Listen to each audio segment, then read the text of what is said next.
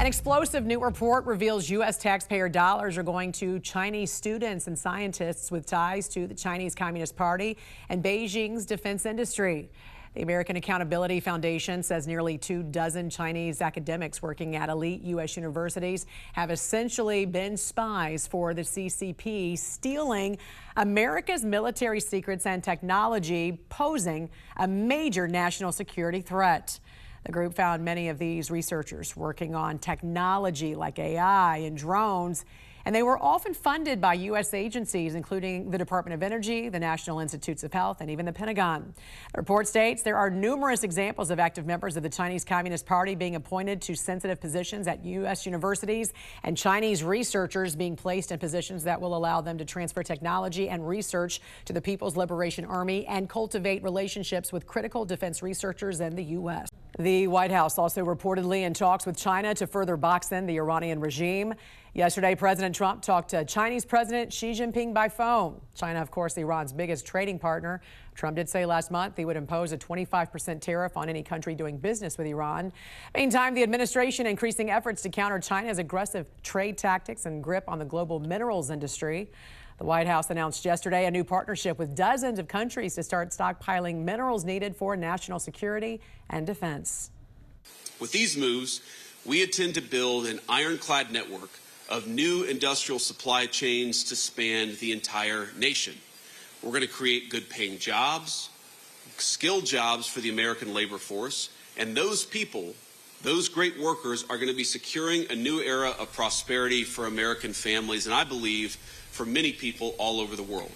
Data shows China currently controls around 60% of the world's rare earth minerals and more than 90% of the global processing capacity. The White House expected to start seeing a measurable shift, they say, within the next 60 days. Many experts say the days of simply fighting wars on land and sea will soon be over. At least that's what world powers are gearing up for. Space warfare is no longer just a concept in movies or books. It's actively unfolding. Let's go to Emma Withrow from the Fact Check team. And China is obviously, one of the biggest adversaries at this point of the U.S. Yeah. Where do they stand with all of this? So according to the U.S.-China Economic and Security Review Commission's 2025 annual report, Beijing now explicitly views space as a warfighting domain. So what does that mean? Well, China's goal is space superiority here, not just for prestige, but more so to maintain a stronghold on information, which it sees as a prerequisite for winning future conflicts. What does that actually look like in practice, though? So over the past decade, China's basically launched more than 1,000 satellites, which has just dramatically expanded its ability to conduct persistent surveillance, communications also, and precision targeting, especially in the Indo-Pacific. So the report says that these capabilities are essentially designed to monitor, target, and challenge U.S. and allied forces, and also to support long-range strike systems, which is really concerning. Well, if the U.S. falls behind, it sounds like some experts are simply saying this could reshape American life? Yeah, absolutely. I mean, according to the Commission's report, losing leadership in space would mean more than just like symbolic defeat like we saw with the Cold War. It would really threaten U.S. national security, weaken deterrence, undermine economic competitiveness, and allow China to shape the rules, the standards, and the norms governing space for decades to come. So in their words, it would amount to relinquishing the advantage first that was originally secured during the original space race, and kind of putting it into terms that would be a lot more jeopardizing at this point. Emma, thank you. Thanks. And much more to this topic online, including links to Emma's sources. Just scan that QR code or visit thenationaldesk.com. Delivering a strong warning to countries trying to align with China. Yesterday, President Trump slammed the UK and Canada as reports show both countries are in talks with China to expand trade agreements. Well, it's very dangerous for them to do that, and it's even more dangerous, I think, for Canada to get into business with China. Canada is not doing well. They're doing very poorly. And you can't look at China as the answer. I know China very well. I know President Xi is a friend of mine. I know him very well. But that's a big hurdle to go over when you get Canada. The first thing they're going to do is say you're not allowed to play ice hockey anymore. That's not good. This week, Canadian Prime Minister Mark Carney has faced backlash at home for getting closer with China. Recent deals include lower tariffs on Chinese goods, as well as large-scale shipments and imports of Chinese electric vehicles. Trump's threatened to impose a 100% tariff on Canadian goods if Canada does not shift its strategy. Race is heating up and China is trying to take the lead. Just before the new year, a Chinese group filing applications to launch hundreds of thousands of satellites into space, sparking concerns the nation is trying to build a mega constellation. The National News Desk, Jeff Harris, joins us, and we know, Jeff, SpaceX has ambitious plans to launch more Starlink satellites, but China's proposal, it's nearly 4 times the size. Break down the details. So right now, SpaceX has around 9,400 satellites in orbit with a very ambitious goal to significantly expand that number. China wants to launch nearly 200,000, sparking concerns about a mega constellation and how it might pose a security threat. A Chinese group filed the official paperwork for 2 satellite constellations back in December called CTC-1 and CTC-2. Each would have just over 96,000 satellites spread across 3,600 orbits. Chinese news outlets reporting similar to SpaceX in their Starshield satellites. These will also focus on security and defense. U.S. space experts saying we shouldn't be sleeping on China. They have an aggressive plan to use space not just as a demonstration of national power or for exploration, but to use the strategic landscape of space to the advantage of the Chinese country. According to data from the U.S. Space Force, right now China has over 1,000 satellites in orbit, marking a significant increase from the 4 or 5 dozen back in 2010. Under international regulations, the first entity to file for a specific orbital slot does have the priority there, which is why these new filings by China are being viewed as a space grab to lock in those slots before they're occupied by other companies like SpaceX.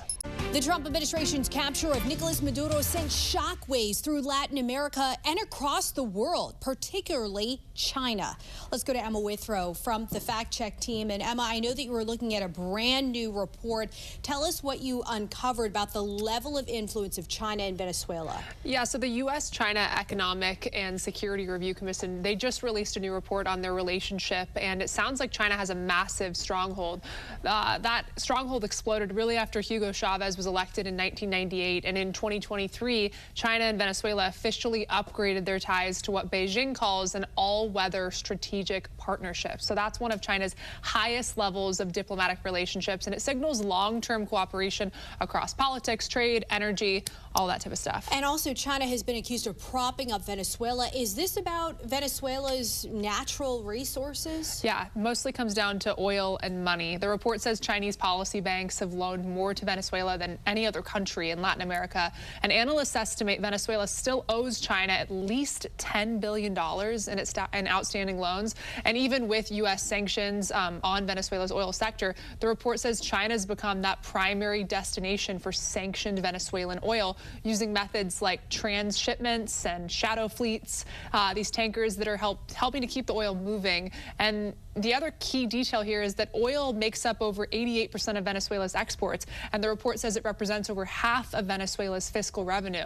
So if China's buying that oil, it's not just a trade partner, it's really a lifeline. It goes much deeper than just natural resources as well, and economic factors. Emma, thank you so much. Thanks. Later on, Emma will be back to dig into the cost benefits of China's influence in Venezuela. I'm Atra Al-Nashar in Washington. Congress taking a big step Thursday toward limiting President Trump's ability to unilaterally order additional military action in Venezuela. America's adversaries, including China, are watching closely as President Trump sets his sights on Venezuela's massive oil reserves. In a new interview with the New York Times, President Trump was asked how long his administration will demand direct oversight of Venezuela following the capture of Nicolas Maduro. His answer, only time will tell. Pressed on specifics, 6 months, a year, longer? I would say much longer, the president replied. If there was ever a moment for the Senate to find its voice, it is now. Thursday morning, 5 Senate Republicans joining Democrats to advance a measure requiring Trump to get approval from Congress before future military action in Venezuela. The motion is agreed to. Senate Foreign Relations Chairman, Republican Jim Risch, confirms to us that Trump is pressuring Venezuela to cut ties with America's adversaries. They have invited in the no-goodniks, Russia, China, Iran, setting up shop right in our backyard.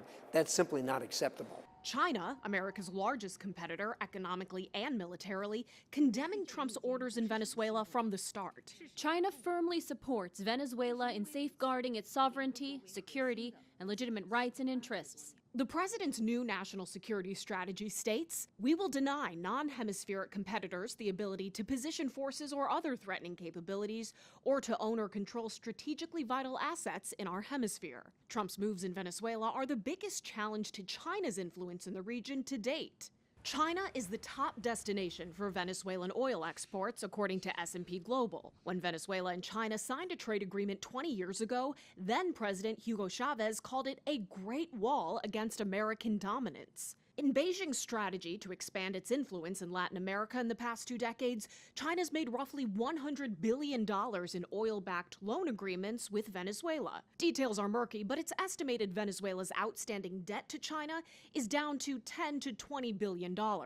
Militarily, China has a very limited presence in the Caribbean. Experts watching developments over the past week speculate that China's lack of response, aside from statements, signals Beijing is not interested in countering American military forces in the region. In Washington, I'm Atra El-Nashar.